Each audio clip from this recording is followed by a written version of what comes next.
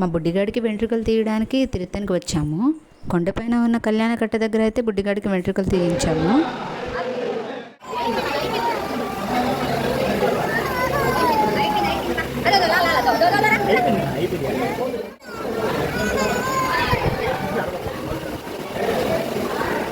బుడ్డిగాడికి గుండి కొట్టించాక అక్కడైతే hot water available లేదన్నారు. So అందుకని నార్మల్ వాటర్తోనే వాడికి హెడ్ బాత్ చేయించేసాము. బుడ్డిగాడు ఫ్రెష్ అవ్వగానే చాలా యాక్టివ్ అయిపోయాడు. కొద్దిసేపు అయితే వాడిని ఫ్రీగా అలా వదిలేసాము. సుబ్రహ్మణ్య స్వామికి ఎల్లో కలరే యూజ్ చేస్తారని బుడ్డిగాడికి అయితే ఎల్లో అవుట్ఫిట్టే వేశాను. కళ్యాణకట్ట దగ్గర కిందనే మనకు చందనం పూసి బొట్టు పెట్టడం అయితే జరుగుతుంది.